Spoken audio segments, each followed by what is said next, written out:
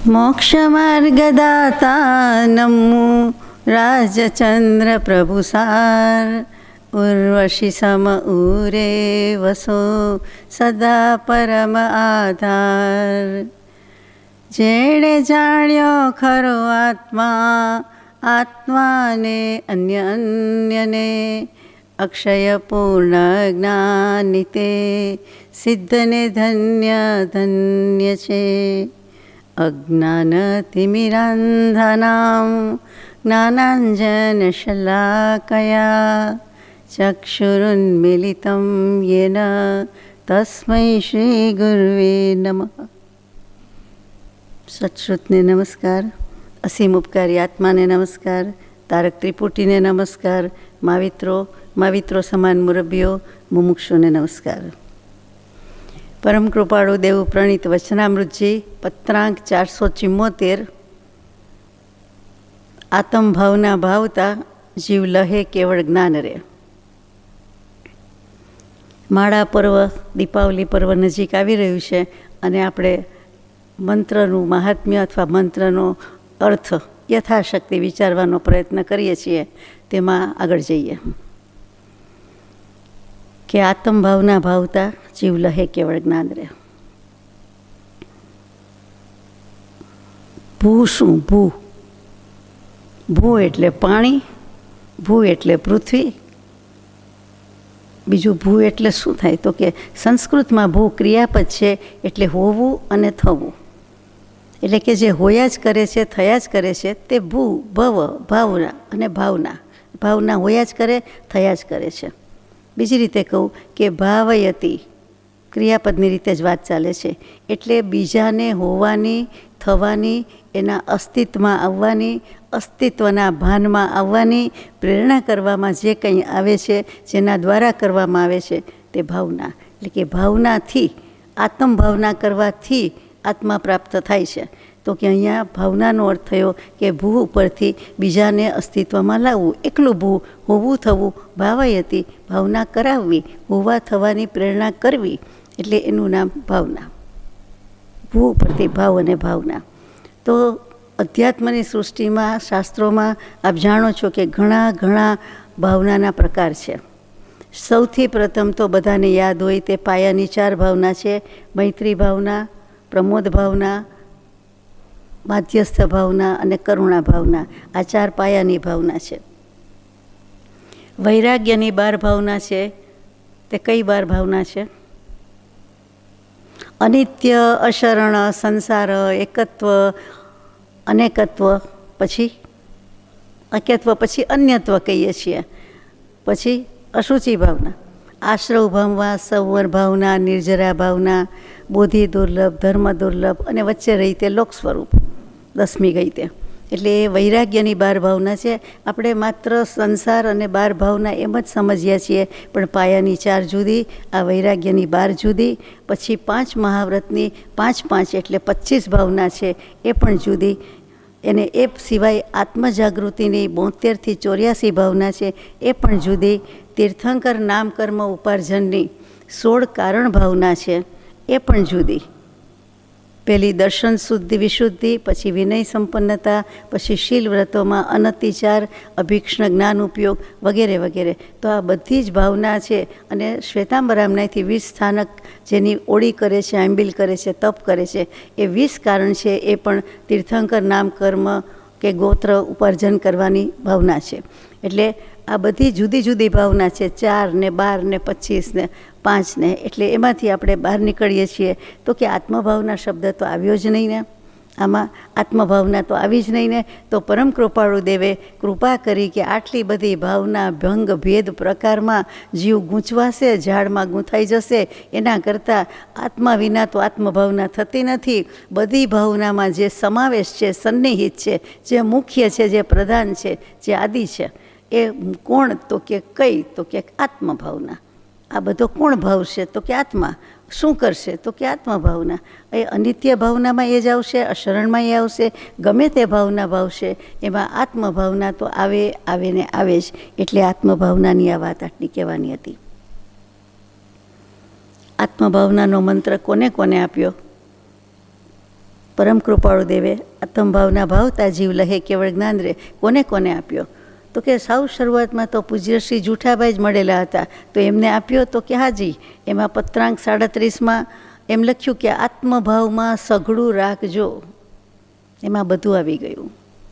ધર્મ ધ્યાનમાં ઉપયોગ રાખજો, પછી ઉપયોગ શુદ્ધ કરવા જગતના સંકલ્પ વિકલ્પને ભૂલી જજો. ઉપયોગ એ સાધના છે, પરંતુ વિશેષ સાધના તો સત્પુરુષના ચરણ કમળ છે. એમ બધું કીધું, પણ ખરેખર શું આવ્યું? તો કે આત્મભાવમાં સઘળું રાખજો. આત્મભાવ, આત્મ સ્વભાવ, એના ફલકમાં બધું તરે છે, બધું સમાવેશ પામે છે અને બધું છે. આત્મભાવ મુખ્ય રાખજો, એમાં બધું આવી જાય છે. આ આત્મભાવ એટલે આત્મભાવના, એટલે એમને આપેલી હતી અને થોડાક સમયમાં જે સિદ્ધ કરી ગયા અને એમનો દેહ ત્યાગ થઈ ગયો, પ્રાણ છૂટી ગયા, દેહ છૂટી ગયો અને આત્મભાવના કરતાં કરતાં એ લેતા ગયા સાથે. તો એ આત્મભાવમાં સઘળું રાખજો. વિભયંકર માંદગી અને અતિશય પીડા, અસહ્ય પીડા એ પણ એ સમભાવે સહન કરી ગયા છે. સત્પુરુષના બોધથી, સત્પુરુષના શરણથી, સત્પુરુષના મંત્ર સમાન, મંત્ર તુલ્ય જે પણ વચન છે, પ્રવચન છે, એથી તરી ગયા છે. અહો સત્પુરુષના વચનામૃત કહીએ છીએ તે. જે વચનામૃતજીમાં પત્ર છે 474, તે પૂજ્ય શ્રી સૌભાગભાઈને એક જ લીટીમાં, એક જ પત્ર, એ પત્રમાં એટલું જ લખ્યું છે, નથિંગ બટ વન વચન, તો કે પ્રવચન, મંત્ર, તો કે આત્મભાવના ભાવતા જીવ લહે કેવળ જ્ઞાન રે. ઉપર ઓમ લખ્યું અને નીચે આટલું જ લખ્યું. એ વિક્રમ સંવત 1949 એટલે કે ઈસવીસન 1893માં લખ્યું.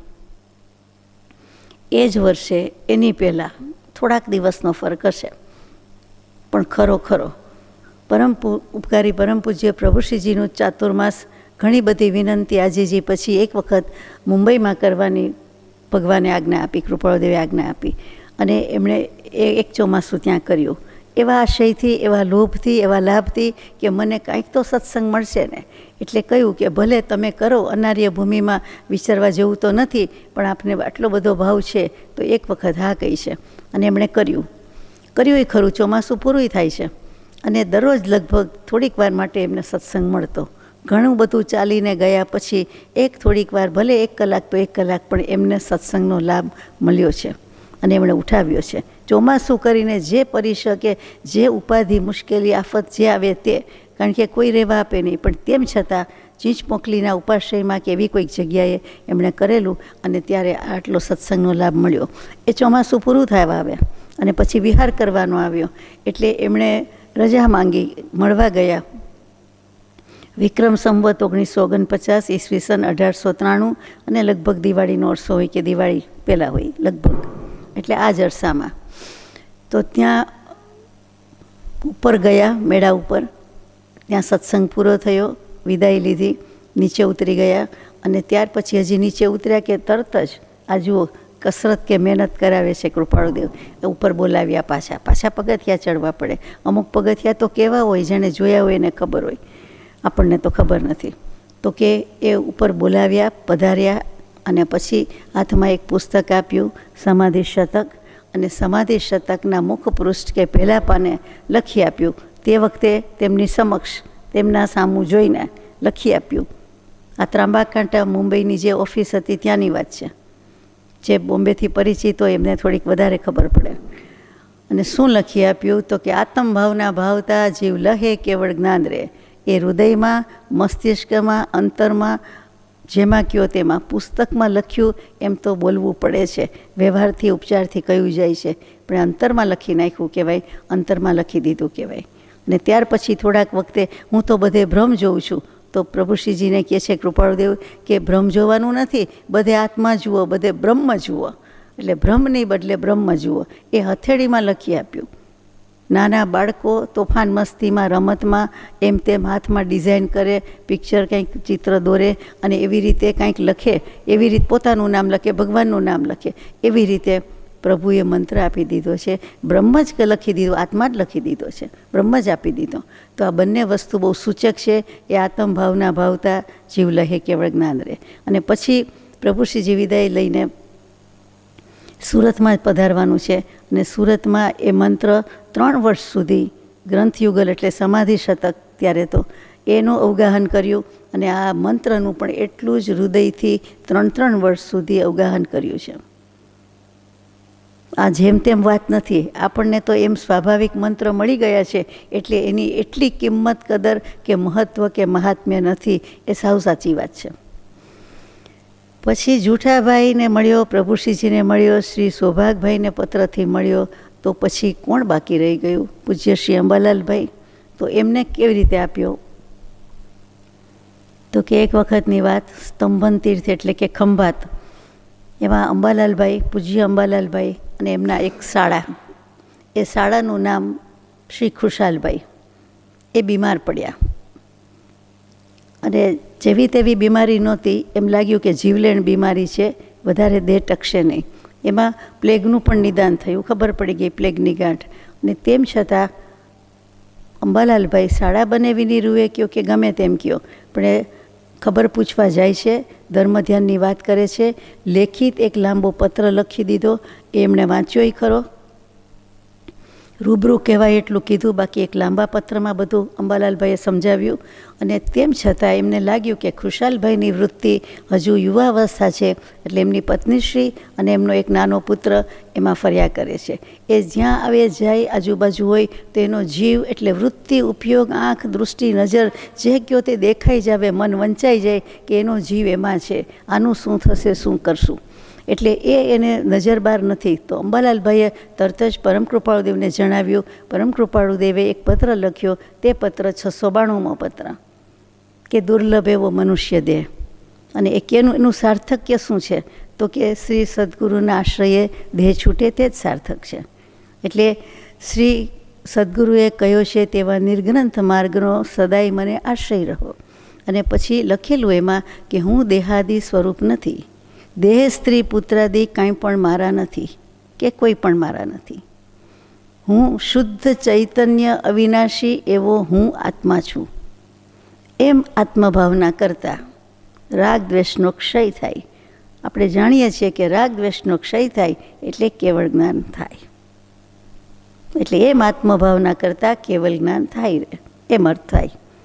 એટલે સીધો મંત્ર કે જુદી રીતે કે પ્રત્યક્ષ પરોક્ષ રીતે અંબાલાલભાઈ દ્વારા ખુશાલભાઈને તો મળ્યો, પણ એવી હાલતમાં એમનાથી કેટલું થાય તો કે અંબાલાલભાઈ સમીપે, એટલે એમણે પત્ર સમજાવ્યો અને વાંચ્યો. આ મોટી કૃપા છે. આ સત્પુરુષની કૃપા દૃષ્ટિ એ જ સમ્યક દર્શન છે. જ્યાં સત્પુરુષે પરમ કૃપાળુદેવે આવું લખીને મોકલ્યું, ત્યાં જ સમ્યક દર્શન. ખાલી એ સન્મુખ ધરવાનો હોય, જેના માટે લખ્યું હોય અને આપવાનો હોય, તો એને આપ્યો એટલે કે સાંભળ્યો, સંભળાવ્યો. અંબાલાલભાઈએ એનું યથાશક્તિ વિવેચન કર્યું હશે. અને પછી ખુશાલભાઈ કન્વિન્સ થઈ ગયા અને એમને પણ થયું કે આ બધું જ ખોટું છે અને મારે વૃત્તિ ઉઠાવી લેવા જેવી છે. અને રાગ દ્વેષનો ક્ષય તો નહીં, પણ રાગ દ્વેષ મંદ પડી ગયા, કશાય મંદ પડી ગયા, વૃત્તિ એમાંથી મોડી પડી ગઈ અને એમનો દેહ સમાધિ ભાવ સાથે છૂટી ગયો. તો આ કૃપા છે. તો આ આત્મભાવના ભાવતા જીવ લહે કેવળ જ્ઞાનની વાત, કે 4 પુરુષોને સત્પુરુષનું દાન સત્પુરુષતાનું જ દાન છે, પોતાની પાસે જે છે એનું જ દાન છે. પોતાને સ્વરૂપની પ્રાપ્તિ છે કૃપાળુદેવને, એ જ સ્વરૂપની પ્રાપ્તિ બીજાને કરાવે છે. જેની પાસે જે હોય તે આપે. એમને ઘટતું દાન આ ચારેયને તેમને ઉપાદાન હતું, તેમની જેટલી યોગ્યતા હતી તે શક્તિ પ્રમાણે બધું જ આપી દીધેલું છે. એટલે નિમિત્તનો કેટલો ઉપકાર છે એ જોવાનું છે. ઉપાદાન તો તૈયાર થયું જ હતું, ચારેયના જુદા જુદા નિમિત્ત, જુદા જુદા સમય છે અને આ બધાને મળેલું છે. અને આ આત્મસિદ્ધિજી લખાયા પહેલાંનો અરસો છે. ઈસવીસન 1893, 1894, 1896માં આત્મસિદ્ધિજી લખાયા, એ પહેલાંની વાત છે. એટલે કે વિક્રમ સંવત 1949ની આ બધી વાત છે. પછી 1952માં આત્મસિદ્ધિજી લખાઈ છે. તો આ બધા 4 આત્માને પણ આપણા અત્યારે નમસ્કાર છે. હવે થોડીક વાત તો થઈ ગઈ છે કે મંત્ર ખરેખર શું કહેવાય? તો કે મનનાથ ત્રાયતે ઇતિ મંત્ર. આપણા મનનું રક્ષણ કરે છે. એટલે કે મંત્ર મનન કરે છે અને મનનથી આપણને રક્ષણ મળે છે. આધિ વ્યાધિ ઉપાધિના ત્રાપથી તારી દે છે, રક્ષા કરે છે. એક આગળ કોર્ડન લગાવી દીધી હોય, એમ વાડ બનાવી દીધી હોય એવું થાય છે, પાડ બાંધી દીધા જેવું છે, વચ્ચે આડું લાકડું આવી જાય એવું થાય છે. વજ્રની દિવાલ ન પડી હોય તો કાંઈ નહીં, પણ એ કર્મભાવ આપણને શું કરી શકે એમ થઈ જાય, અને વૃત્તિ મંત્ર બોલવામાં જતી રહે. અગર લખવામાં હોય તો લખવામાં જતી રહે. અહીંયા તો મંત્રને જાપની વાત છે એટલે બોલવાની વાત છે. તો કે એ મંત્ર જે શબ્દ છે તે બોલનારને તદ્રુપ બનાવે છે. તે મંત્ર તદ્રુપ આત્મભાવના બોલે છે તો એને આત્મામાં જ મૂકી દે છે, આત્મભાવમાં જ મૂકી દે છે. અને ચિરકાળ માટે, પહેલાં એક સમય માટે, 5 સમય માટે, પછી શાશ્વત કાળ માટે એમાં રહેવાય તે આત્મભાવ. એટલે કે આત્મભાવના ભાવતા જીવ લહે કેવળ જ્ઞાન રહે. એટલે ત્યારે ને ત્યારે તે તદ્રુપ થઈ જાય છે. મંત્રના 2 પ્રકાર કહેવાય. કેટલાક મંત્રથી ભોગ ઉપભોગની સામગ્રી મળે.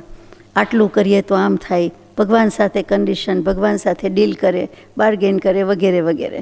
એટલે ભગવાનને પણ આપણા જેવા માને અને કરે, લૌકિકમાં લઈ જાય, લૌકિક ભાવમાં લઈ જાય. અહીંયા વાત છે તે સાંજન મંત્રની નથી, સઅંજન. એટલે કે કોઈક ઐહિક ઈચ્છા, લૌકિક ઈચ્છા છે, એટલે કે આંજી દે છે, એમાં કર્મ લાગે છે પોતાને. કર્મભાવ અજ્ઞાન છે, મોક્ષભાવ નિજવાસ. પણ કંઈક સાંસારિક તૃષ્ણા ઈચ્છા માટે, આ ભવની પરભવની, મોટે ભાગે આ ભવની, એના માટે ઈચ્છા એષણા રાખે છે, અપેક્ષા રાખે છે. તો કે સાંજન મંત્ર, કે એવો મંત્ર કે આપણું સારું થઈ જાય. જેમ આરતી ઉતારીએ તો આપણી અલાબલા ટળી જાય, એક એવી માન્યતા છે. એવું છે નહીં, બિલકુલ નથી, પરંતુ એવી માન્યતા છે. એમ અહીંયા પણ સાંજન મંત્ર અને સઅંજન આવ્યો એટલે બીજો કયો મંત્ર આવે? નિરંજન મંત્ર આવે. એટલે કે કર્મની કાલીમાં કશાય કાયા કાંઈ રાખવાનું નથી એવો મંત્ર, કે જે આત્મભાવના ભાવતા કેવલ જ્ઞાન થઈ જાય, મોક્ષ થઈ જાય.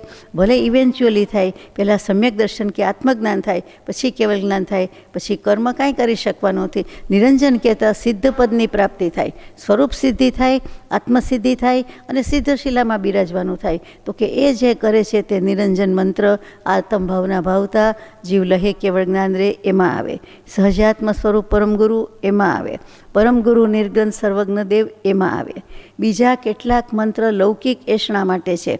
આ લૌકિક અપેક્ષાનો ત્યાગ કરીને આપણે કોઈ પણ જાતની શરત રાખ્યા સિવાય, બાધા માનતા કંઈ પણ રાખ્યા સિવાય, ભગવાન સાથે નિષ્કામ ભાવે, જે પૂરા નિષ્કામી નિસ્પૃહ થયા છે એની પાસે આ નિસ્પૃહી વચનથી આપણે પણ નિસ્પૃહી ભાવે જો મંત્ર ગણીએ, બોલીએ તો મોક્ષ દૂર નથી, એમ કહેવાનું છે.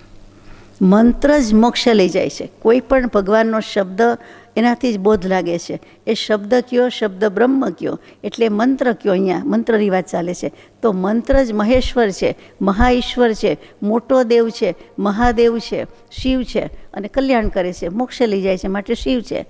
અને પછી શક્તિ છે, કારણ કે મંત્રમાં એટલી શક્તિ રહેલી છે. આત્માની અનંત શક્તિ મુખ્ય 47 પ્રકારે સમજાવી, તો કે એ શક્તિ પણ છે, મંત્રમાં રહેલી છે.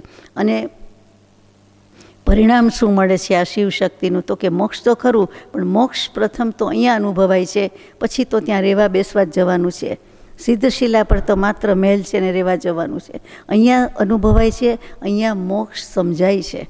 એટલે અહીંયા એને અભેદ અનુભૂતિ થાય છે. તે કેવું છે? ટૂંકમાં મંત્ર એટલે મનના ત્રાયતે, મન્યતે એટલે જ્ઞાયતે, કે જેના દ્વારા આત્મા જાણવામાં આવે છે તે, જેના દ્વારા આત્માની ભાવનાથી આત્મા મનાઈ જાય છે તે, જેના દ્વારા મન્યતે વિચાર્યતે વિચારણા થાય છે તે, અને જેના દ્વારા છેલ્લું કે મન્યંતે એટલે સત્ક્રિયંતે એ મોક્ષ માર્ગમાં જવાય એના સાધન સમ્યક દર્શન, સમ્યક જ્ઞાન, સમ્યક ચારિત્ર, એના પ્રત્યેનું આચરણ થાય છે, ક્રિયા થાય છે, તે મંત્ર. મંત્ર એટલે જાદુ મંત્ર છુમંતર નહીં, પણ જાદુ ખરો, ચમત્કાર જ ખરો, પણ મિથ્યાત્વમાંથી સમ્યક્ત્વ થાય એ ચમત્કાર. અને આવા ગુપ્ત ચમત્કાર જ સૃષ્ટિના લક્ષમાં નથી. અનંતકાળથી એટલે અનાદિકાળથી મિથ્યાત્વની પંગતમાં બેસતા હોય, જમાડતા હોય, આપણે જમતા હોય, એમાંથી આપણને સમ્યક્ત્વની પંગતમાં લઈ જાય. એનાથી મોટો ચમત્કાર શું હોય? દિવસની રાત ને રાતનો દિવસ થાય એ રોજની વાત હોવા છતાં ચમત્કાર લાગે છે. એટલી વારમાં પરોઢિયું થઈ ગયું, એટલી વારમાં રાત્રિ પૂરી થઈ ગઈ, એટલી વારમાં રાત પડી ગઈ, આવા બધા આપણે વિચાર ભાવ કરતા હોઈએ છીએ. તો અહીંયા તો સમજાવે છે કે મંત્ર તે મંત્ર, મંત્ર નથી તો કાંઈ નથી. જુઓ, તંત્ર, મંત્ર ને યંત્ર ત્રણેય શબ્દ છે. એમાં તંત્રથી ને યંત્રથી કલ્યાણ ન થાય. મંત્ર તંત્ર ઔષધ નહીં, જેથી પાપ પલાય. વીતરાગ વાણી વિના અવરન કોઈ ઉપાય. સહજાત્મ સ્વરૂપની વાત હતી આપણે ગઈકાલે. એ પણ પરમ ગુરુ છે. નિશ્ચયથી તો આપણે જ કરવાનું છે, આપણે જ આપણા ગુરુ છીએ. હવે આપને થાય કે નહીં, મને પ્રશ્ન થાય કે જેના ગુણ લક્ષણને હું ઓળખતી ન હોઉં, જાણતી ન હોઉં, એ પદાર્થમાં કેવી રીતે મને ભાષણ થાય? એ પદાર્થમાં મને રુચિ કેવી રીતે થાય? એ પદાર્થની મને અચીવમેન્ટ, પ્રાપ્તિ કેવી રીતે થાય? જેનું હું કંઈ જાણતી જ નથી કે આત્મા ખરેખર શું, એ જ હું જાણતી ન હોઉં, તો પછી એના ગુણને, લક્ષણને, એનું તત્વને, પરિજ્ઞાનને કાંઈ થયા વિના, અભ્યાસ કર્યા વિના એ ભાવના હું ભાવું કેવી રીતે? એટલે આપણે વિચારવું પડે કે લાંબી વિચારણા તો ન જ ચાલે, પણ થોડીક પણ ચાલે તો આત્માનું પરિજ્ઞાન એટલે કે તત્વજ્ઞાન કરવું જરૂરી છે. એટલા માટે જ પ્રભુશ્રીજી જે આજ્ઞાનું કહી ગયા કૃપાળુદેવના પૂછવા ગયા પછીથી, તો એ આજ્ઞા એટલે બીજું કાંઈ નથી પણ તત્વજ્ઞાન આપતા. તો એમાં આત્મજ્ઞાન જ આપી દેતા એમ કહેવાતું કે આત્મા જ આપી દીધો છે. આ 3 મંત્રની માળા બોલવી, આટલો વ્યસન ત્યાગ, આટલો અભક્ષ્યનો ત્યાગ, તો એ બધું શું થયું? તો કે બાહ્ય ત્યાગ આવ્યો, સાથે સાથે અંતર ત્યાગ આવ્યો કે આજ સુધી અદ્યક્ષણ પર્યંત મેં બીજું સેવન કર્યું, મિથ્યાત્વનું સેવન કર્યું. હવે પરમ કૃપાળુદેવ મળ્યા તો હું આપને જ મારા ગુરુ, દેવ, સર્વજ્ઞ દેવ, સદગુરુ, સદ્ધર્મ બધું માનું છું અને આપની આજ્ઞામાં, આપની યુનિવર્સિટીમાં દાખલ થઉં છું, એડમિશન લઉં છું અને હવે સિલેબસ ભણવાનું છે તે આત્મભાવના હું ભણીશ. હવે સહજાત્મ સ્વરૂપી થઈશ, આપ જે કહેશો તે કરીશ. એટલે એ મુખ્ય વાત છે. એ આજ્ઞા કહેતા જ તત્વજ્ઞાન આપ્યું એટલે આત્મજ્ઞાન આપે. એ આત્મજ્ઞાન જ આપી દીધું છે, મંત્ર સાથે સાથે બધું આપી દીધું. તો હવે વિચાર થાય કે એ તો બોલવામાં કે ભક્તિભાવથી કહીએ, પણ ખરેખર શું સમજ્યા? તો કે મૂળ દૃષ્ટિએ આત્મા ઇન ઇટ્સ ઓરિજિનલ નેચર કે ઇન ઇટ્સ ઓરિજિનાલિટી, એ મૌલિકતાથી જુઓ કે એના મૂળ સુધી જાઓ તો આત્મા શું છે? જીવ છે. એકનો એક શબ્દ આવ્યો, ચેતન છે, આત્મા છે. તો કે એ શુદ્ધ છે. પેલું તો એ ગાંઠે બાંધવાનું છે. પડીકું મોટું છે, ગાંઠે બાંધવાનું છે, અને નાનું હોય તો એ ગાંઠે બાંધતા આવડવું જોઈએ. તો કે શુદ્ધ છે, માનવાનું જ છે. રીતસર તો કંઈ દોરીથી બાંધવાનું નથી. મનની માન્યતા જ છે, વાત છે માન્યાની. તો કે આત્મા શુદ્ધ જ છે, આત્મા શાશ્વત છે, આત્મા સચ્ચિદાનંદ સ્વરૂપ છે, આત્મા સહજાનંદી છે, આત્મા જ્ઞાતા દ્રષ્ટા ભાવવાળો જ છે. આત્મા સચ્ચૈતન્યમય, સર્વાભાસ રહિત, જેથી કેવળ પામીએ મોક્ષપંથ તે રીત. એવું જ આવે ને શ્રી આત્મસિદ્ધિ શાસ્ત્રમાં. એવું જ બીજું શું આવે? જે દ્રષ્ટા છે દૃષ્ટિનો, જે જાણે છે રૂપ, અબાધ્ય અનુભવ જે રહે તે છે જીવ સ્વરૂપ. તો વ્યાખ્યા ક્યાં બહાર લેવા જવાની છે? આત્માની વાત બીજે ક્યાં લેવા જવાની છે? એમાં જ છે ને. હવે આત્માની વાત પાકી કરી નાખીએ આટલું કે આટલો છે શુદ્ધ, સચ્ચિદાનંદ, સહજાનંદી. રોજ બોલીએ ને હોય જ ને, આપણને પાકું જોઈએ ને. મોઢે છે, નરને કરી નાખ્યું છે, હૃદયથી માની લીધું છે, મગજથી માની લીધું છે, લખીને કોઈને દઈ દઈએ છીએ, તો વાંધો ક્યાં છે? આપણે માન્યું ન કહેવાય? તો કે આત્મા થઈને જ્યાં સુધી રહ્યા નહીં, બેઠા નહીં, એ ભાવમાં, અનુભવમાં ન આવ્યા ત્યાં સુધી માન્યું નથી. ખાવું કરું પણ હું જમું નહીં, પેટમાં મૂકું નહીં, મોઢામાં મૂકું નહીં, ત્યાં સુધી જમ્યા ન કહેવાય. વાતે વડા ન થાય. ગમે તેટલું સાકર ઉપર PhD કરીએ, ઘઉં ઉપર PhD કરીએ, કોઈ પણ વસ્તુ ઉપર કરીએ, પણ પછી એ પોતે સ્વાદે નહીં, આસ્વાદે નહીં, અનુભવે નહીં, તો એ કાંઈ કહેવાય નહીં. એ તો વસ્તુનું વર્ણન કર્યું, લખાણ કર્યું, પણ ખરેખર સ્વીકાર કર્યો નથી. સ્વીકાર શું? તો કે સ્વી પોતે આત્મા એના ઉપર ઓઢી લે, અંગીભૂત કરે. બાજુમાં ઠંડીની શરૂઆત થઈ ગઈ, બ્લેન્કેટ પડ્યો છે, બેડ ઉપર જ છે, બ્લેન્કેટ કયો, શાલ કયો, જે કયો તે ઓઢવાનું, કંઈ પણ આળસ એટલી બધી આવે કે પ્રમાદ આવે કે ઊંઘ આવે કે ગમે તેમ વિચાર આવે, એટલી બધી તો ઊંઘ ઉડી ગઈ છે, પણ એટલી આળસ કે ઓઢે નહીં. અને કેટલાક આળસ છોડીને તરત જ જરૂરી લાગ્યું એટલે ઓઢી લીધું. કોકે નહીં જેવું તેવું ઓઢ્યું, કોઈ અડધું ઓઢ્યું, કોઈ આખું ઓઢ્યું, જેટલી જેવી જરૂરિયાત. તો એ જ વસ્તુ અહીંયા લાગુ પડે છે કે સ્વીકાર કરતા નથી. જો બાજુમાં જ પડ્યું છે, આત્મા તો બાજુમાંય નહીં, સાથે જ છે, આપણે પોતે જ છીએ. એક પ્રદેશ પણ અસમીપ નથી એમ કૃપાળુદેવ લખે છે. અને તેમ છતાં આપણે દૂર લાગે છે એમનો શબ્દ છે કે છતાં આત્માને આત્મભાવ કે પરમાત્મ દશા કે અંતરાત્મ દશા દૂર લાગે છે. એ જ જીવનો મોહ છે, એ જ જીવનું મિથ્યાત્વ છે. કયું આપણને દૂર લાગે છે તે આત્મા આપણે પોતે જ છીએ, અને છતાં આપણે કહી શકીએ નહીં કે હું આત્મા થઈને બેઠો છું, બોલું છું કે વિચારું છું કે માનું છું. કેમ નથી કહી શકતા? એ વિચારવાનું છે. એટલે એનું યથાર્થ ઓળખાણ નથી, એના મૂળમાં એની માન્યતા નથી, એના મૂળમાં એનો સ્વીકાર કર્યો નથી. તો અહીંયા વાત છે માન્યાની. તો આપણે આટલો પહેલાં તો અફર નિર્ધાર કરવાનો છે કે હું આત્મા જ છું, શુદ્ધ, શાશ્વત, સચ્ચિદાનંદી. જે બોલીએ છીએ, જેટલા વિશેષણ મૂકવા હોય એટલે ઓછામાં ઓછા 108, 1008 તો થાય. આપણે 2-3થી પતાવી દઈએ છીએ. સામે દેહના લક્ષણ શું? જાણવું છે તો આત્મા જ, પણ આપણે એના લક્ષણ પણ જાણી લીધા હોય તો જરા સુગમ પડે કે દેહ તો કે જડ, પછી વિનાશી. કેટલાયના અગ્નિ સંસ્કાર થયા, કેટલાના બેસણા ઉઠમણા જોયા, સાંભળ્યા કે પેપરમાં સમાચાર વાંચ્યા. આપણા ઘરમાં કોઈને કોઈ તો ગયું જ હોય, ન ખબર હોય, ન જોયું હોય તો પણ આપણી પહેલાં કોઈ ગયું છે તો આપણને ખ્યાલ જ છે. તો એ હકીકત, એ નગ્ન સત્ય, કડવું સત્ય, એનો આપણે કેવો સ્વીકાર કરી લીધો છે કે વસ્તુ સ્થિતિ એમ જ છે, કોઈ ઘર ખાલી નથી. તો પછી એ જે સ્વીકારી લીધું છે એટલે દેહ તો વિનાશી થયો ને થયો. એના અગ્નિ સંસ્કાર કરી દે છે. જો એટલો બધો પ્રેમ ને વાલ ને રાગ હોય તો હું આપને પૂછવાની રજા લઉં છું કે કેમ મસાલા ભરીને કોઈ જગ્યાએ સાચવતો નથી? કેમ શબને થોડીક વાર માટે, થોડા દિવસ માટે કદાચ કોઈ રાહ જોવામાં કરે છે? એ ખોટું છે. પણ મારો એમ પ્રશ્ન છે કે જે વ્યક્તિ ઉપર એટલો રાગ હોય, એટલો બધો ભાવ હોય, પ્રેમ હોય, એને કેમ કોઈ રાખી મૂકતું નથી? તો કે એ જ સૂચવે છે કે એટલી ખબર નથી પડતી, એ દેહ તો વિનાશી છે, એ તો અનિત્ય છે. એટલે એનો તો અગ્નિ સંસ્કાર જ હોય, એટલું ન રખાય ઘરમાં. આ બળદેવના પ્રત્યેની પ્રીતિને કારણે એ શબ 6 માસ સુધી ખભા ઉપર લઈને ફરે. આટલા સેવક હોય તોય પોતે એ ભાઈનું શબ, એટલે એ કોઈને અડવા ન દઉં. કેટલો મોહ ને કેટલો રાગાંધતા, મોહાંધતા, અને છતાંય તેજ ભવે કલ્યાણ કરવાનું હોય તો કરી જાય છે. જોકે મોટાભાગના વાસુદેવ તો એ નરકે જ ગયા છે. બળદેવ સ્વર્ગ અગર મોક્ષે ચાલ્યા જાય છે.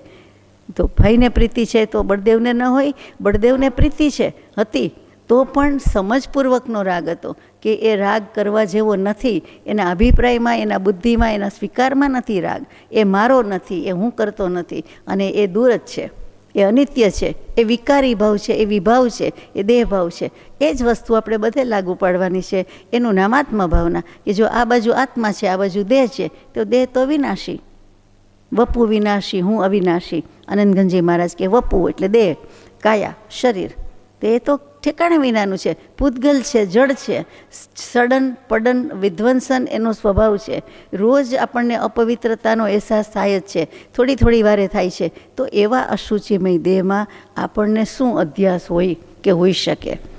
એ દેહની પાછળ આપણે શું કામ કંઈ સમય ગાળીએ? શા માટે ગાળીએ? આ તો હું જ દેહ તે મારો તે સારો, અને સારો જ રાખવું જીવન પર્યંત, મરણ પર્યંત. બોલો, એવું ને એવું ટકાવું. કોઈને કોઈ રીતે શરીર સૌષ્ઠવ કે સૌંદર્ય ટકાવવામાં રસ, મેળવવામાં રસ. અરે હોય તે હોય, જે છે તે છે. આત્માય જે છે તે છે, દેહ પણ જે છે તે છે. એના સ્વરૂપમાં કોઈ ફરક પડતો નથી. તો એને એવો ખવડાવવા, નવડાવવાનો, પોષવાનો આપણે હોય જ નહીં. આપણને કમસે કમ એના પ્રત્યે અભાવ નહીં, પણ અધ્યાસ તો છૂટી જ જાય. એટલે દેહના લક્ષણ જાણી લીધા એટલે એના લક્ષણ છોડી દેતા આપણે ક્યાં જઈએ? આ વિભાવ ભાવમાંથી ક્યાં જઈએ? વિભાવ ન કરીએ, દેહ પ્રત્યે ન જઈએ, દેહ દૃષ્ટિ, દેહ બુદ્ધિ ન રાખીએ તો જાય ક્યાં? આપણો ભાવ ક્યાંક તો જાય જ, ઉપયોગ ક્યાંક તો જાય. તો છીએ તે પામીએ, એટલે કે જે આપણે આત્મા રૂપે છીએ, આત્મ સ્વરૂપે છીએ, એમાં રહી જઈએ. તે આત્મભાવ ને તે આત્મ સ્વભાવ. વાત કંઈ લાંબી છે, ગણિત કંઈ લાંબુ છે? બિલકુલ શોર્ટ એન્ડ સ્વીટ છે.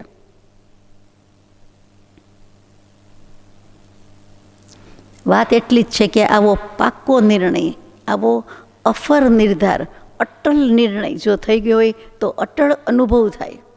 અટળ અનુભવ છું, ટાળીઓ ટળી શકે નહીં. અબાધ્ય અનુભવ જે રહે તે છે જીવ સ્વરૂપ. એટલે બાધાઈ ન પામાડી શકે અને અબાધ્ય. તમે ધ્ય લખો તો ખબર ન પડે ધ્ય છે કે દ્ય. આજે નહીં પણ પહેલાંય અને પ્રિન્ટમાં. એટલે પરમ કૃપાળુ દેવે શું લખ્યું એ પણ આપણે અધૂરું જ રહ્યું. એ અબાધ્ય છે કે અબાધ્ય છે, બંને અર્થ બેસે. કોઈ પણ બાધા એને પહોંચાડી શકે નહીં. એ અવ્યાબાદ સુખનો ધણી ત્યારે થાય છે. એટલે અબાધ્ય અને કોઈ રીતે અબાધ્ય, જેને બાદ કરતાં બાદ બાકી જેની થઈ શકતી નથી તે છેલ્લે વધે જ છે. એ શેમાંથી બાદ થતો નથી. આત્મા ક્યાંય સંતાડીને મૂકીને છુપાઈને આવી શકાતો નથી. ખરીદ વેચાણ થતા નથી. આપણને કોઈ કહેતું છુપાઈ જા, થપ્પો રમ્યા, પણ આખો દેહ ને આત્મા ભેગો. એકલો આત્મા ક્યાંય મૂકીને આવતું નથી. એકલો આત્મા હોઈ શકતોય નથી. સિદ્ધશિલામાં હોય અને એકલો દેહ સ્મશાનમાં હોય. એટલે જે છે તે દેહને આત્માનું કમ્પોઝિટ ફોર્મ જ છે આપણી પાસે. તો એમાંથી આત્મ સ્વરૂપ કે એની બાદબાકી આત્માની થઈ શકતી નથી. એટલે અબાધ્ય પણ એટલું જ બેસે, અબાધ્ય પણ એટલું બેસે. તો કે તે છે જીવ સ્વરૂપ. આ નેતિવાળી થઈ વાત કે આ નહીં, તે નહીં, આવો આત્મા નહીં, આત્મા આવો નહીં, આત્મા તેવો નહીં. એવું 1000 વાર લખે, 10,000 વાર લખે, છેલ્લે તો કે આત્મા જે છે તે છે.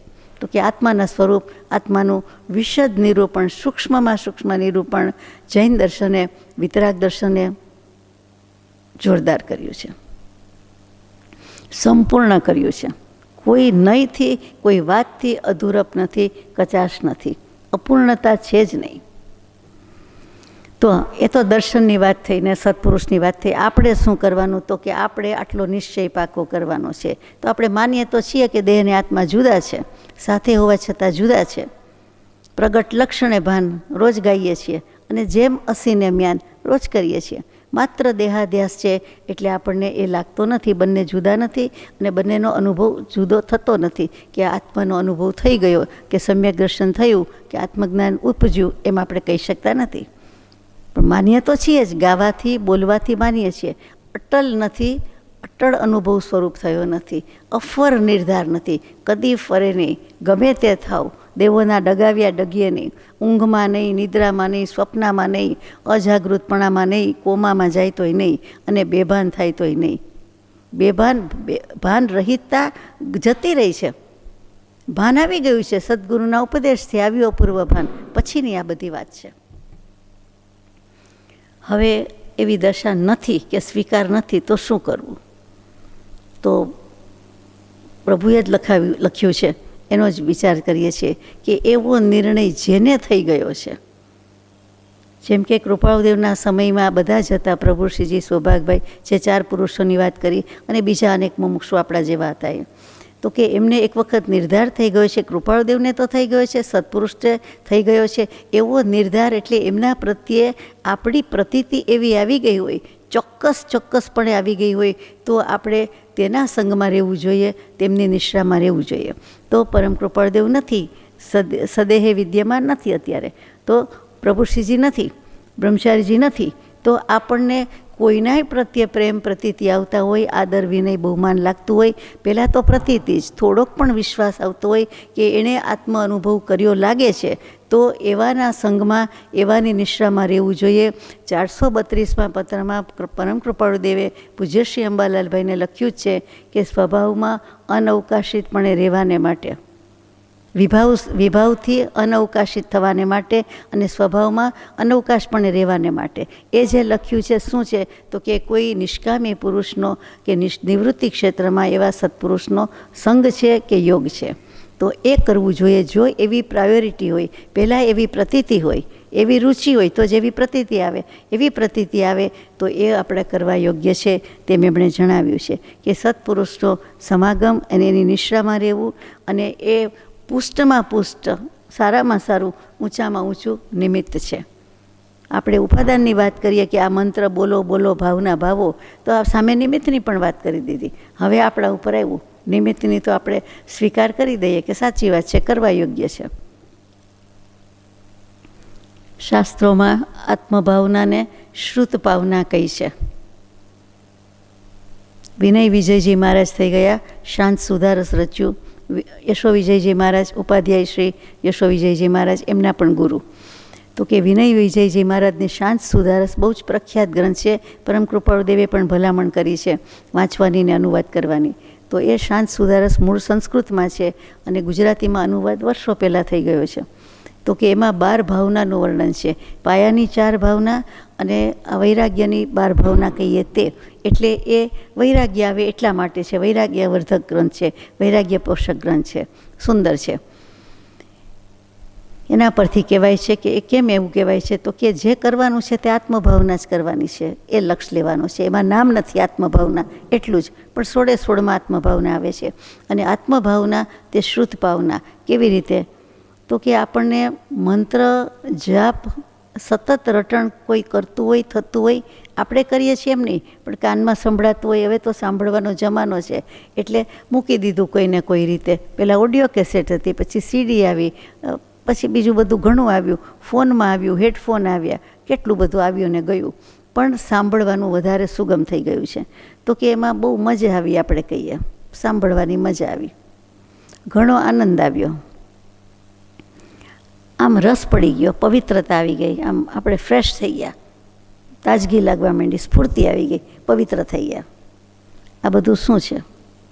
અને એટલું બધું બીજાને વાત કરીએ કે ભૂલવાનો પ્રયત્ન કરું છું, પણ મારા મનમાં ગુંજ્યા જ કરે છે, એ જતું જ નથી એ શબ્દો કે ભાવ. એટલે કે સ્મૃતિમાં જ છે, ચોંટી ગયું છે મારી સાથે, પવિત્ર થઈ ગયું છે, કાનમાં ચોંટી ગયું છે. તો કે એ બીજું કાંઈ નથી, એ પવિત્ર થયા આપણે. એટલા શ્રુત ભાવના છે, એટલે મંત્રમાં એટલી શક્તિ છે. એટલે પહેલું તો બરાબર છે, ઉપલક જ છે, બિલકુલ વ્યવહારિક ઉપર ચોટ્યું જ છે કે બસ મજા આવી, બહુ આનંદ થયો. એક કર્ટસીથી કહેતા હોય, મેનર્સથી વાત કરતા હોય એના જેવું છે, પણ છે, આ પરિણામ છે. બીજું શું છે, તો કે કાન પવિત્ર થાય છે, શ્રુત શ્રવણ, કાન પવિત્ર થાય છે, બાહ્ય વસ્તુ છે પણ પવિત્ર થાય છે. જો કંઈ ઇન્ફેક્શન લાગે તો એ બહારથી જ લાગે ને, આપણા કોઈ અંગ ઉપાંગ ઉપર ચોંટી જાય એમ કે વાળમાં ચોંટી જાય ને ઇન્ફેક્શન આવ્યું એમ, તો પછી ખરાબ ચોંટી જાય, સારું ચોંટી જાય ને. એટલે કાન પવિત્ર થાય છે, કાનમાં પડે છે એટલે પૂતગલ પડે છે, સારા શબ્દો પડે છે, ભગવાનના શબ્દો પડે છે, સરસ, પાછો મંત્ર પડે છે. પછી કાન જો પવિત્ર થાય તો કાન જેના આધારે રહેલું છે, કાનનો ધણી કે સ્વામી આત્મા, આત્માની સત્તા વડે કાન સાંભળવાનું કામ કરે છે, તો એ તો પવિત્ર થાય જ. તો કે બંને પવિત્ર થાય છે. એટલે શુદ્ધ ભાવના, મંત્રને કહ્યું આત્મભાવના, શુદ્ધ ભાવના. એટલે બીજી રીતે થઈ ગયું. તીર્થંકરે જે કીધેલું છે ત્રીજી રીતે, અને ગણધરે ગૂંથેલું છે તેનું નામ શ્રુત. 4 પ્રકારના અનુયોગ છે, શાસ્ત્રો છે વગેરે બધું. તો કે એ કોઈની કલ્પના નથી. તીર્થંકર દેવ કેવલી ભગવાન થયા, તીર્થંકર થયા, દેશના દીદી, એમાંથી ઉતરતું નીકળેલું આવેલું છે. આ પોતાના ઘરનું નથી, મારું તો નથી જ 100%, પણ આપનુંય નથી, કોઈનું નથી. એ કોઈની કલ્પના નથી, પણ શુદ્ધ જ્ઞાનથી પવિત્ર થયેલી નીતરતી ભાવના છે અને શ્રુતનો વિષય છે. અને સિદ્ધ હસ્તો દ્વારા બોલાઈને, સંભળાઈને, લખાઈને આપણી પાસે આવેલો છે. એમાં છેલ્લા સિદ્ધ હસ્ત પરમ કૃપાળુ દેવ, અને એણે આપણને આપ્યો છે મંત્ર. એટલે જેવી તેવી વાત નથી. એટલે શ્રુત પાવનાથી પાવન થઈને આ શ્રુત ભાવના, આત્મભાવના આવી ગઈ છે. અને છેલ્લું 4 રીતે બતાવ્યું છે કે કોઈનું જ્ઞાન બરાબર ન હોય, સાચું ખોટું સમજ્યા હોય તો આપણને સમ્યક સમજણ કરી આપે છે. હું તો આત્મભાવના આવું સમજતો હતો, હું તો આમ સમજતી હતી, એમ નહીં, પણ થોડીક સમજણ આપી દે છે કે આવી આત્મભાવના, આ આત્મભાવના કરવાની છે. જ્ઞાનીએ કહી છે અને કરી છે તે આત્મભાવના કરવાની છે. બીજું આપણે આત્માને વિચાર કરીએ આડાવડા એ કહેવાય, પણ એના આમાં કહેવાય જ્ઞાનીએ કીધી કરેલી છે તે વર્તે સદગુરુ લક્ષ, એ કરવાની છે. અને વિવેક ઉત્પન્ન કરાવે છે. અને ઉપર ચોટ્યું શ્રુત જ્ઞાન જેને કહીએ છીએ એને યથાર્થ શ્રુત જ્ઞાનમાં પલટાવી નાખે છે. તે શ્રુત ભાવના, આત્મભાવના.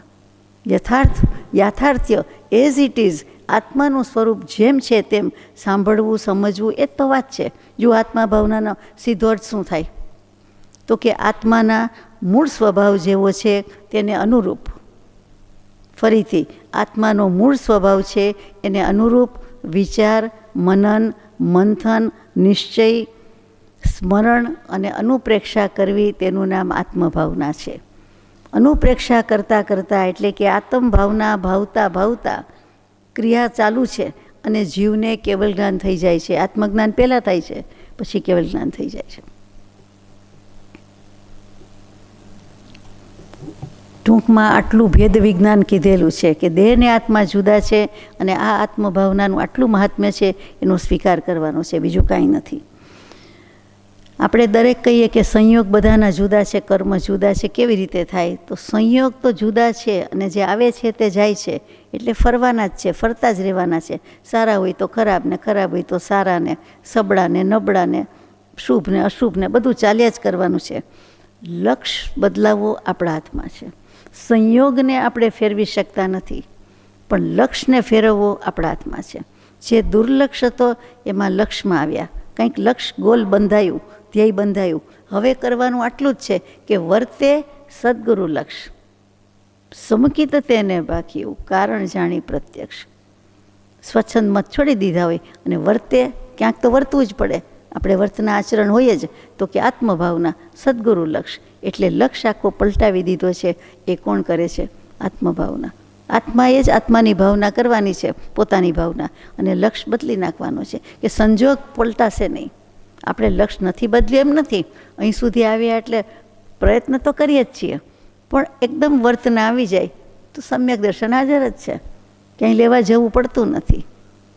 કેચ કરવા માટે સજ્જ છીએ, કેચ છૂટી જાય છે હાથમાંથી. કોઈ વાર ઉલટી આંગળીને વાગે છે સારું કરવા જતાં, પણ પછી ખબર છે, આવડે છે, પુરુષાર્થ છે કે ભાઈ આવી રીતે કેચ થાય એટલે ગમે ત્યાંથી કેચ કરી લઈએ. અને આમાં તો કેચ કરવા જેવું છે નહીં, પોતે જ છે અને પોતાનામાં રહેવાનું છે. આત્માને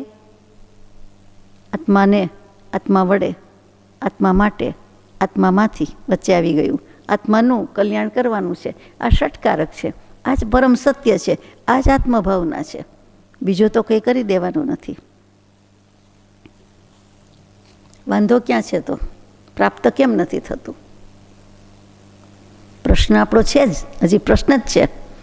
અંદર આત્માની ખટક જાગવી જોઈએ, તે ખટકો લાગવો જોઈએ. એ ખટક લાગી નથી, ક્લિક થયું નથી. આપની ભાષામાં કહું તો મોડર્ન લેંગ્વેજ તો કે એ રીતે એક વખત ક્લિક થાય તો થઈ જાય, એક વખત લાગી જાય, જરાક થાય છે, પણ જોઈએ તેવું ખટકો, એક ઘાને બે કટકા, કુહાડે કાપી નાખવું, અથવા તો પહેલી જ વખત શ્રીફળ નાળિયેર વધેરે અને તૂટે જ તૂટે, પાણી ફૂટે જ ફૂટે, અંતર ભેદાઈ જાય. અંતર ભેદવાની વાત છે. પેલું શ્રીફળ ફૂટે છે, શ્રીફળ માથું તો ફોડાતું નથી. એટલે આપણે શ્રીફળ ફોડીએ ત્યારે યાદ રાખવાનું છે, વધેરીએ ત્યારે કે હું મારું માથું જ મૂકું છું ભગવાન. ચોટ લાગે જ લાગે, એ ચોટ લાગે એટલે તરત પાણી નીકળે, મીઠું પાણી, એટલે કે આત્માનું અમૃત, સુધારસ. એવી રીતે એક વખત લાગી ગયું, એક વખત આત્મભાવની સ્પર્શના થઈ ગઈ, ત્યાં જ આત્મા અનુભવ કયો, સમ્યક દર્શન કયો, સ્વભાવનું ભાન કયો, અને એ અમૃત પાણી, એ સુધારસ, એ જ સુધારસ છે. બીજો કયો છે? વાત આટલી જ છે. જેણે શ્રીફળ વધેર્યું હોય એને તો ખબર છે કે કોઈકને તો એક ગાય જ પતી જાય, આવડે જ, એના પર દસ્તો મારે એ નહીં, એને એ ફોડવાની વાત નથી. અહીં તો ભૂમિ સાથેનો સંપર્ક છે, ધરતી સાથેનો, અને ફૂટે જ ફૂટે. આપણે એક વારમાં ન ફૂટે જ કાંઈ નહીં, ને 5મી વારમાં ફૂટે તોય આપણને તો વસૂલ જ છે ને, સાર્થક જ છે ને. આપણે તો પાણી વધેરવાથી જ કામ છે ને. પાણી નીકળે એમાં છે ને, પાણી નીકળે એમાં ફેર હોય. કેવું નીકળે, કેટલું નીકળે, અને ઢોળાઈ જાય અડધું, તો આવડે જ નહીં. તો પછી કેટલી બધી વાત, સમજવાનું તો કેટલું બધું છે. કોઈક જીવને કોઈક વખત, કોઈક ક્ષણાર્થ પૂરતું આત્મધ્યાન થતું હોય. કાંઈ નથી જ કરતા આટલા વર્ષમાં પુરુષાર્થ, એવું નથી. બધા કરો છો અને સત્પુરુષાર્થ કરો છો ને, આપણે કરીએ છીએ. તો પછી માનો કે કોઈક વખત એવું કંઈક થઈ જાય, તો એ વખતે સહેજ વારમાં આવું કરતાં આત્મવિચાર અને આત્મલક્ષ્યને એવું બધું વિચારતા કરતાં બધું જો ભૂલી શકે, ભૂલી જાય. યાદ રાખવાના કે કોઈને કહેવાના કે એવી મહેનત કરવાની જરૂર નથી, લખવાની કે કાંઈ નહીં, પણ માત્ર એમાં એબ્સોર્બ કરી જાય, ડૂબી જાય. જે કાંઈ વાંચ્યું, સાંભળ્યું ભગવાનનું વચન, તો એવું જે આત્મધ્યાન થાય છે એમાં એને કોઈક વખત by practice makes a man perfect, તો એને આત્મ અનુભવ થઈ જાય છે. એને આત્માની વાત કરતાં સાંભળતા મંત્ર બોલતા અથવા મંત્ર શબ્દનું અવલંબન ભૂલી જાય, ઊંઘી જાય, એ રીતે નથી કહેતી. એમ બેભાન અવસ્થા નહીં, નિદ્રા આવી જાય, ચોખ્ખું આવી જાય, બહુ ઉપાધિ વિચાર, કંઈક પ્રસંગ કાઢવા કરવાનો હોય એના વિચારમાં હોય, અને કંઈક એવી રીતે આર્ત ધ્યાન રૂપે હોય, એની વાત નથી. પણ સંપૂર્ણ જાગૃતિ છે, તાજગી છે, સ્ફૂર્તિ છે, ઉપયોગની સ્ફૂર્તિ કે રમ્યતા છે. અને તે વખતે એને આત્મ અનુભવ થઈ જાય એટલા માટે આ વાત થોડીક નિરાંતે વિગતવાર કહેવામાં આવી છે. તે વખતે શું થાય તો કે જે અજ્ઞાન અને અવિદ્યા સ્વરૂપ વિશેનું હતું એનો છેદ ઉડી જાય, એટલે કે ગ્રંથિ ભેદ થઈ જાય છે. આ સૈદ્ધાંતિક રીતે સુગમ પડશે. કર્મગ્રંથની રીતે ઉપશમ સંકિતને, ગ્રંથિ ભેદને, ક્ષોપશમ સંકિતને એમાં આકરવું પડશે. એ આપણા હાથમાં નથી. કર્મો આપણા હાથમાં નથી. સ્વભાવ વિભાવ આપણા હાથમાં છે, કારણ કે સ્વભાવ છે જ, વિભાવમાં ન જાય એટલે બેઠા છીએ. ઘર તો છે જ રહેવાનું, ઘરમાં બેઠા છીએ, જવું હોય તો જાય બહાર, નહીંતર કાંઈ એમને બેઠા છીએ, રસ્તા પર છીએ. એ જે કહેવાય છે એ જ આમાં લાગુ પડે છે કે પેલું આપણી પાસે જ છે સ્વભાવ સ્વરૂપ. કર્મ ઉદયમાં આવે પછી કેટલા હોય બાકી, ક્યારે આવે, વગેરે વગેરે. એટલે એમાં આપણો કંટ્રોલ નથી જેટલો આમાં છે. સૈદ્ધાંતિક રીતે સમજાય તે સહજ છે, સુગમ છે, એ જ કરવા યોગ્ય છે. તો ગ્રંથિનો ભેદ થઈ જાય એટલે તરત શું થાય? અંધારા ઉલેચાઈ ગયા, અંધકાર ગયો, મિથ્યાત્વનો અંધકાર ગયો એટલે તરત જ શું થાય તો કે જ્ઞાનનું પ્રાગટ્ય છે, જ્ઞાન સ્વભાવ. એક તો આત્મ જ્ઞાન સ્વભાવિક છે જ, આત્મા જ સર્વજ્ઞ સ્વભાવિક છે જ, એનું ઉદ્ઘાટન થઈ ગયું. રિબન કાપે એમાં બીજી શું વિધિ છે? કપાઈ ગયું. એ તો એક દેખીતું છે તો કે આપણા અનંતકાળના અનાદિકાળના કર્મ યાદ રાધર મિથ્યાત્વ કપાઈ ગયું, છેદ થઈ ગયું, ગ્રંથિભેદ થઈ ગયું. વાંસની ગાંઠ હતી, વાંસ જેવી દુર્ભેદી એ કપાઈ ગઈ તો જ્ઞાનનું પ્રાગટ્ય એટલે જ્ઞાન દીવો કે જ્ઞાન જ્યોતિ પ્રગટી ગઈ. અને એટલે શું થાય તો કે આત્માનંદની અદ્ભુત લહેર ઉઠે છે, આત્માનો આનંદ ઉછળી આવે છે. આત્મા આનંદ સ્વરૂપ તો છે જ, સચ્ચિદાનંદ છે, અંદર પ્રગટેલો હતો. એને આવરણ હતું કંઈક, જેમ દેહ ઉપર વસ્ત્રનું આવરણ છે, તરત જ એ આવરણ ખસી જાય છે એટલે આનંદને સુખ તો છે જ, પ્રગટે જ છે.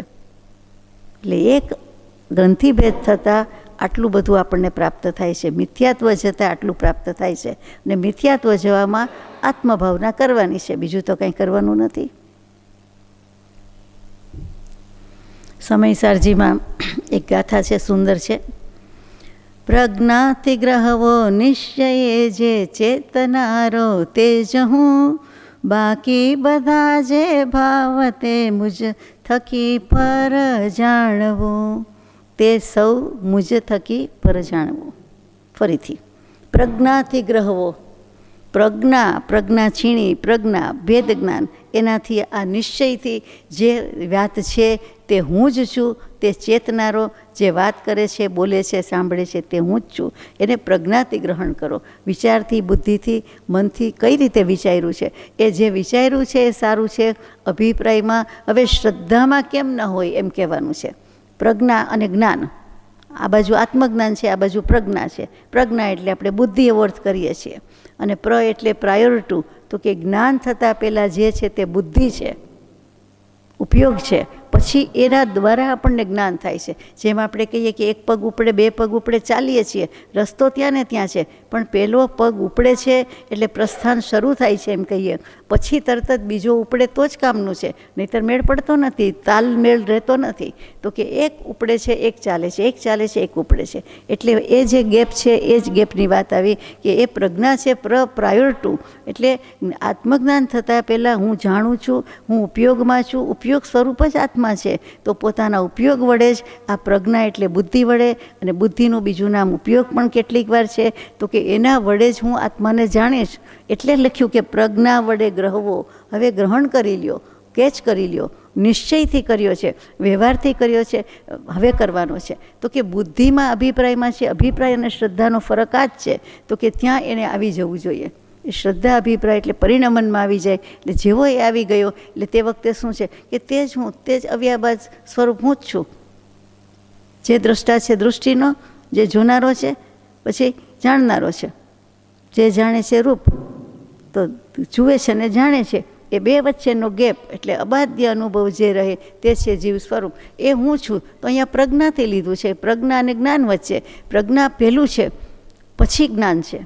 એટલે પ્રજ્ઞાને કારણ કીધું છે, જ્ઞાનને કાર્ય કીધું છે. એટલે કે પ્રજ્ઞાને સાધન કહી દીધું, બુદ્ધિ કહી દીધી, છીણી કીધી. છીણી તમે કોને કહો તમે જાણો, છરીને કહો, ચપ્પુને કહો, મને ખબર નથી. છીણી એટલે છીણી. બધા કે એને ન કહેવાય, તમને ખબર નથી. સારું, જેને છીણી કહેવાય તેને. અહીંયા તો પ્રજ્ઞારૂપી છીણી છે. છીણવાનું કામ કરે તે ખમણીને ન કહેવાય, એટલી ખબર છે. આ છીણવાનું કામ કરે છે, છીણી નાખે છે, કાપી નાખે છે, સમારી નાખે છે, સુધારી નાખે છે, જે કહો તે. અહીંયા તો ભેદ જ પાડવાનો છે, બે ભાગ પાડવાનો છે, છીણીથી ભાગ પડી જાય છે. જેણે સુથારી કામને, લાકડા કામને, સોમિલને જોઈ હોય એમાં છીણી આવે ને, હા, એનાથી બરાબર ભાગ પાડી નાખે. વિદારણ કહેવાય એને. આ કર્મનું વિદારણ કરી નાખે છે. એટલે કહું છું કે આત્માનું ઉદ્ઘાટન થાય છે. આત્મભાવમાં આવ્યા, સ્વભાવમાં આવ્યા, એટલે અનાદિકાળનું મિથ્યાત્વ એ ગયું, એટલે કે કર્મો ગયા, જેટલા ગયા એટલા, અને આપણું સ્વભાવનું એટલે આત્માનું ઉદ્ઘાટન થયું. આ ઉદ્ઘાટનમાં કાપવાની વિધિ ક્યાંથી આવી છે? એ કાપવાની જ વાત છે, પણ છીણી નથી. નાનકડી કાતરથી કાપવા જાય, ઘણીવાર સરખું કપાય નહીં. અને કોઈ વખત મોડા આવે તો ઉદ્ઘાટક મોડા આવે તો બીજા કોઈ આપણી જેમ ઊભા હોય એ ઉદ્ઘાટન કરી નાખે. થાય ને એવું, બીજો લઈ જાય, એવું છે. ટૂંકમાં આ આત્મભાવનાની વાત છે. આગળ જઈએ. સમાધિ શતક પૂજ્યપાદ સ્વામીએ લખ્યું, નામ જ સમાધિ શતક. આ બધી સમાધિની જ વાત છે. એટલે એમાં 53મો શ્લોક બહુ સુંદર લખ્યું છે ને બહુ પહેલાં થઈ ગયા. તદ્બ્રુયાત તત્પરાન પૃચ્છેત તદિચ્છેત તત્પરો ભવેત યેન વિદ્યામયમ રૂપમ ત્યક્ત્વા વિદ્યામયમ વ્રજેત. સમજાઈ ગયું ને? ભાષા એવી, એમાં આપણે શું કરીએ? આ તો કૃપાળુ દેવે મહતી કૃપા કરી, અનંતી કૃપા કરી, ગુજરાતીમાં આપ્યું છે બધું. અને આપણે વળી ગુજરાતી થયા અને ગુજરાતી ભાષા શીખ્યા, અને થોડી ઘણી, બહુ તો નહીં પણ આપણને આવડે છે. આત્મભાવનાની જ ગાથા છે. એટલે મેં કહ્યું કે આત્મા જેને વહાલો છે તેના માટે વાત છે. આત્મા કોને વહાલો નથી? પોતાને પોતાનો જીવ તો વહાલો છે જ, એમાં ના નથી. એટલે આપણી જ વાત છે. આત્મા જેને વહાલો છે તેનું કથન કરવું, એની વાત કરવી, બીજા પાસે તેની ચર્ચા કરવી, બીજા આત્મ અનુભવી ધર્માત્મા જ્ઞાની પાસે જઈને તે આત્મ સ્વરૂપ પૂછવું, તેની જ અભિલાષા કરવી, તેની જ પ્રાપ્તિને પોતાનું ઇષ્ટ ગોલ બનાવવું, ધ્યેય બનાવવું, તેમાં જ તત્પર થવું, તે આત્મ સ્વરૂપની ભાવનામાં જ સાવધાન થવું, એટલે ઉપયોગ રાખવો, અને આદર વધારવું, એટલે કે આચરવું, કે મારે કરવું છે, બીજા માટે નથી, પરલક્ષ્ય નથી, આ સ્વલક્ષ્ય છે, આ સ્વાધ્યાય છે, મારે મારું કલ્યાણ કરવું છે માટે બોલું છું, મારે આપનું કરવું છે ના, એવો ભાવ પણ નથી. કોઈ કરી શકે પણ નહીં, સૌ પોતાનું જ કરવાનું છે. એક દ્રવ્ય બીજા દ્રવ્યનું કંઈ કરી શકતું નથી, એવી વાત આપણે કહેતા આવ્યા, લખતા આવ્યા, બોલતા આવ્યા, સાંભળતા આવ્યા, તો દરેકે પોતાનું જ સંભાળવાનું છે. એટલે આ સ્વાધ્યાય છે. તો એના માટે એણે આત્મભાવના કરવાની છે. અને તો એનું શું થાય? પરિણામ આમાં આપી દીધું છે કે બહિરાત્મપણું છૂટીને, અજ્ઞાન અવિદ્યા મિથ્યાત્વ છૂટીને પરમાત્માપણું પ્રાપ્ત થાય છે. એટલે વચ્ચે જે આવ્યું તે અંતરાત્મપણું તો પ્રાપ્ત ત્યારે ને ત્યારે જ થાય છે. તે જ સમયે રિઝલ્ટ, તે જ સમયે પરિણામ. એક સમયનો પણ આમાં ગેપ નથી, અવકાશ નથી. બોલો, આ કેવી પરીક્ષા! અનંતકાળથી નથી આપતા, અથવા આપીએ છીએ તો નાપાસ થઈએ છીએ. પણ હવે તો કે જો એમાં આવી ગયા, પાસ થઈ ગયા, તો તે જ સમયે પરિણામ કે ઓ, તું વિભાવમાં નથી, સ્વભાવમાં છે. સરસ, આટલું જ કરવાનું છે. આ આત્મભાવના છે. જેને આત્માનો અનુભવ કરવો હશે એને બીજે બધેથી વૃત્તિ પરિણામ ઉઠાવવા પડશે. તરત જ ઉપયોગ બીજામાં જ જાય. આત્મા બોલતી વખતે થાય, સાંભળતી વખતે થાય, કાંઈ પણ ક્રિયા વખતે થાય. વાય કોઈ પણ કરતી વખતે, કોઈ પણ ક્રિયાકર્મ કરતી વખતે આપણને આત્માની જ વાત યાદ આવે, આત્મ સ્વરૂપની જ ભાવના આવે, એના જ કંઈક વર્ણન વાંચવું ગમે. એવું નથી, એવું થાય છે, નથી થતું એમ નથી. એટલે તો આપણે ભેગા થયા, એટલે તો એક લક્ષવાળા, એક ભાવનાવાળા આપણે સાથે બેસીને વિચારીએ છીએ, સ્વાધ્યાય કરીએ છીએ. તો એ જ વસ્તુને બીજી રીતે કહે છે તો યોગસારમાં એક યોગિંદુ દેવ થઈ ગયા. એમણે પણ એક શ્લોકમાં મૂક્યું છે, બહુ સુંદર છે. 13 બોલ છે. 13 બોલાવે એટલે એક 13મું કેવલ જ્ઞાન યાદ આવે, અને બીજું મને ચંદનબાલા મહાવીર સ્વામી ઓરાવે છે. એ જે અભિગ્રહ ધાર્યો હતો મહાવીર સ્વામીએ, એ 13 બોલનો અભિગ્રહ હતો. અને આ બાજુ 13મું ગુણસ્થાનક કેવલ જ્ઞાન યાદ આવે.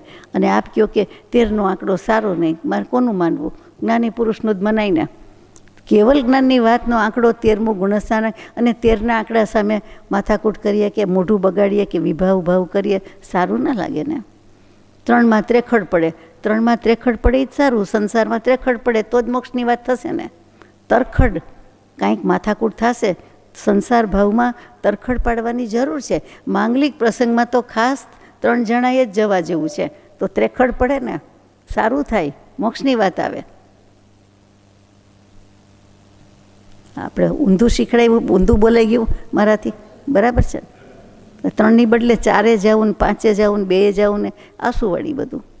મિથ્યા માન્યતા, મિથ્યાત્વ જ વળી, 1 નંબરનું મિથ્યાત્વ. આપણે કંઈ દેહની વાત જ કરવી છે એવું નથી, આત્માની જ વાત કરવી છે એવું નથી. આ મિથ્યાત્વની વાત એ કાઢવાની છે. આવી વાતમાં આપણે માની લીધું છે. આ સ્થૂળ દૃષ્ટિએ નર્યું મિથ્યાત્વ કહેવાય, ચોક્કસ ખોટી માન્યતા. મિથ્યા એટલે નકામું, મિથ્યા એટલે ખોટું. યોગસારની વાત કરતા હતા તો એમણે લખ્યું છે કે આ 13 બોલ બહુ સરસ છે, કે આ આત્મભાવનાનું ધ્યાન કરવા યોગ્ય છે. બીજું આરાધવા યોગ્ય છે. ત્રીજું પૂછવા યોગ્ય છે. ચોથું સુણવા યોગ્ય છે. 5મું અભ્યાસવા યોગ્ય છે. 6ઠું ઉપાર્જન કરવા યોગ્ય છે. 7મું જાણવા યોગ્ય છે. 8મું કહેવા યોગ્ય છે. 9મું પ્રાર્થના એટલે પ્રાર્થવા યોગ્ય છે. 10મું શિક્ષા કે ઉપદેશ આપવા યોગ્ય છે. 11મું દર્શન યોગ્ય છે. અને જે છેલ્લું કીધું તે સ્પર્શન, એ અનુભવન યોગ્ય છે. સ્પર્શના કરવા યોગ્ય છે, યાને કે અનુભવ કરવા યોગ્ય છે. એ આત્મભાવનાનો અનુભવ એટલે સમ્યક દર્શન, આત્મજ્ઞાન અને પછી કેવલ જ્ઞાન. કૃપાળુદેવે વચ્ચે ભાવતા લખીને મૂકી દીધું. 4થાથી 13માનો પુરુષાર્થ, સમ્યક દર્શન કે આત્મજ્ઞાનથી કેવલ જ્ઞાન સુધીનો પુરુષાર્થ, એ એમણે ખાલી ભાવતા શબ્દમાં મૂકી દીધું, કે આત્મભાવના ભાવતા. એ ક્રિયા કરતાં કરતાં, એ ભાવન કરતાં કરતાં વચ્ચે જે આવે તે તમે જાણો, આપણા ઉપર રાખ્યું. મોટો મેલ આવે, મોટો રસ્તો આવે, કંઈ વિઘ્ન આવે, પડી જાઓ, તમે જાણો. આટલું છે, આટલું કહી દીધું છે, કરવાનું આટલું જ છે. તો આપણને ગમે એવું છે કે નહીં આ 13 બોલનો અભિગ્રહ? આ અભિગ્રહ નથી કર્યો આપણે, મારે આજ કરવું છે એવું આપણું નથી. એટલો ફરક છે. પાકે પાયે હોવું જોઈએ બધું, પણ નથી કરતા. હવે આત્મભાવનાની વાત મુખ્ય, કે પરમ કૃપાળુ દેવે જે ક્રમમાં મૂક્યું, અને પ્રભુશ્રી જે ક્રમમાં મૂક્યું, કે કોઈ આવે તો સત્સાધન બતાવવું, અને એમાંથી એમણે આત્મભાવના તો ચોખ્ખું જ કીધેલું છે, તો સાધન બતાવ્યું. આ વાતને આજે 100 વર્ષ થઈ ગયા. માળા બોલાય છે 100 વર્ષથી લગભગ.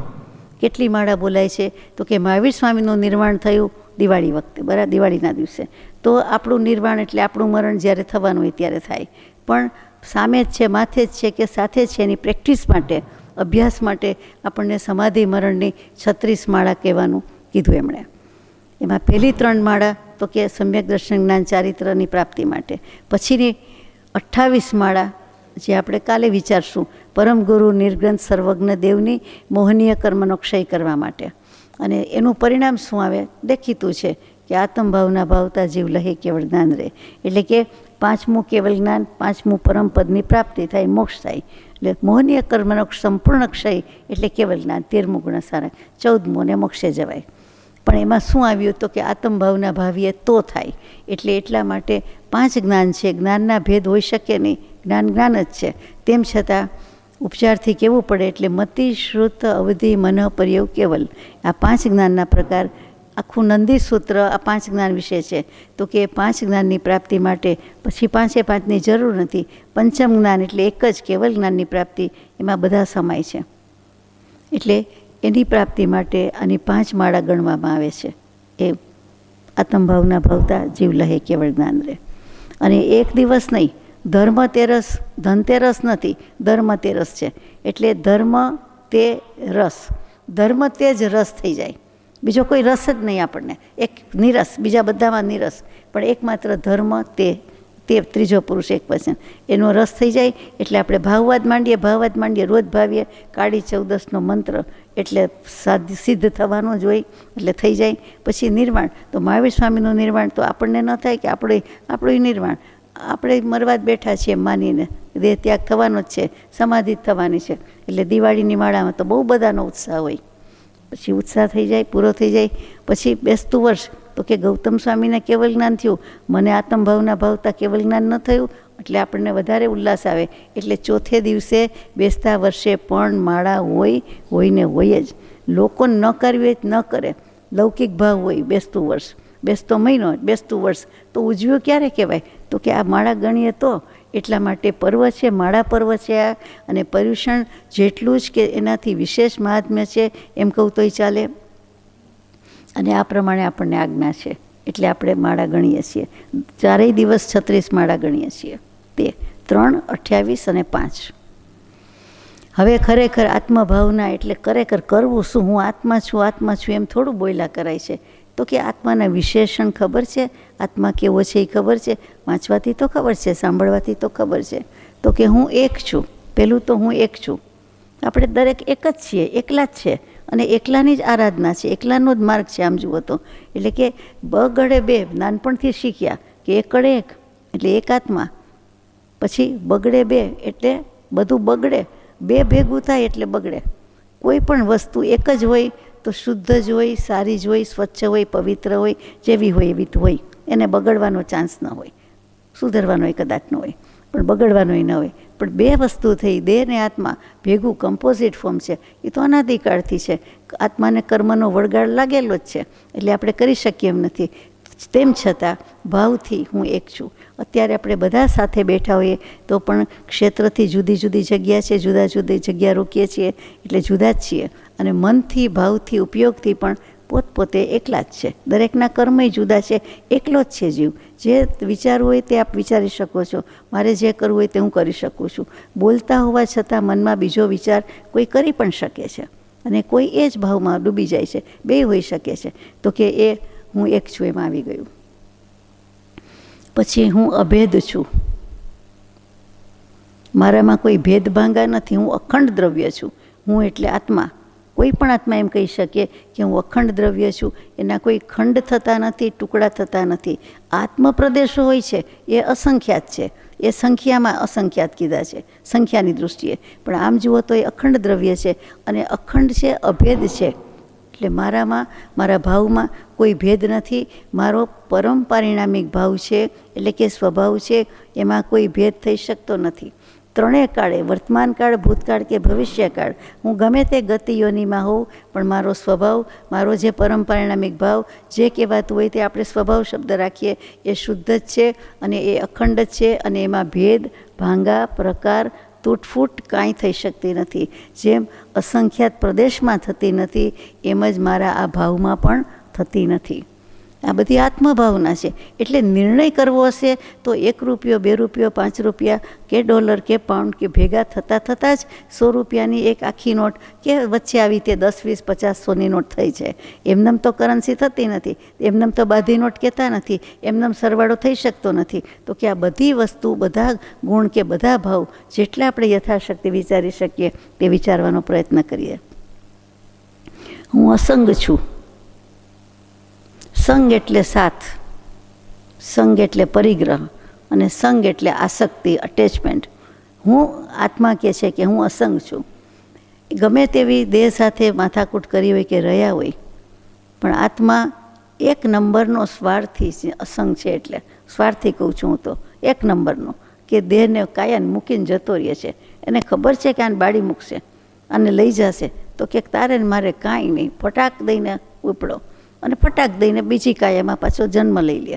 અને આ કાયામાં ક્યારેક તો જન્મ લીધો જ તો એવી રીતે.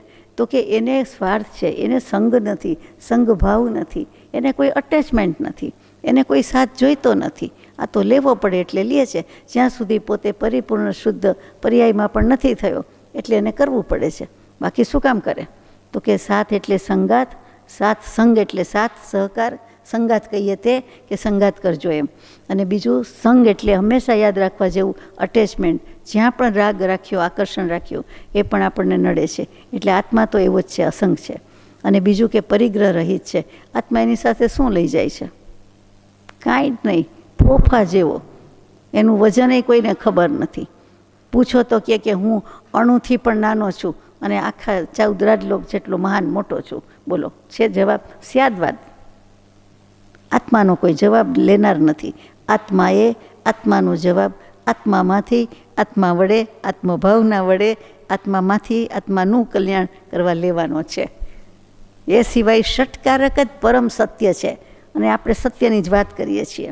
ચાલો આગળ જઈએ. અસંગ છું પાકું થઈ ગયું, અભેદ છું, અસંગ છું. પછી શું? હું નિર્વિકલ્પ છું. હવે આપ અહીંયા કદાચ ડિસએગ્રી થાવ કે ભાઈ નિર્વિકલ્પ ક્યાં છીએ? વિકલ્પથી તો ભરેલા છીએ. કલ્પનાના કોથળા વિકલ્પના વાણ ભરી ભરીને છે. તો પછી કેવી રીતે કહેવાય નિર્વિકલ્પ? મારે સમજવું છે કેવી રીતે નિર્વિકલ્પ કહેવાય. ખરેખર આત્મામાં કોઈ વિકલ્પ થાય? આત્મા શુદ્ધ જ ને પવિત્ર ને અસંગ હોય તો એક શેનો વિકલ્પ કરે? કોનો વિકલ્પ કરે? સમજાતું જ નથી. કદી પણ કોઈ વિકલ્પ કરતો નથી. વિકલ્પ વર્તમાનમાં પણ જ્યારે કરે છે ત્યારે પણ સ્વરૂપલક્ષ જ હોય છે, વિકલ્પ નથી. આપણે કહીએ છીએ કે રાગાત્મક અને જ્ઞાનાત્મક, પણ એ રાગથી છૂટે એટલે તરત જ્ઞાનાત્મક, પછી વિકલ્પ રહેતોય નથી, એ જ્ઞાન સ્વરૂપ બની જાય છે. એટલે વિકલ્પ છે જ નહીં. અને આત્મામાં તો નથી જ, પર્યાયમાં થાય આપણે કે રાગાત્મક અને જ્ઞાનાત્મક, એટલે કે વ્યવહારમાં થાય, આચરણમાં આપણને એમ લાગે, દેખીતી રીતે કહીએ કાં તો આપણે રાગના કરીએ છીએ ને કાં તો રાગ સિવાયના એટલે જ્ઞાનના કરીએ છીએ, આત્મા સંબંધી કરીએ છીએ. તો હકીકતમાં તો એ નિર્વિકલ્પ જ છે. આપણે નથી આત્મસિદ્ધિજીમાં ગાતા નિર્વિકલ્પ સ્વરૂપ છે, તો પછી નિર્વિકલ્પ સ્વરૂપ જ કહેવાય ને.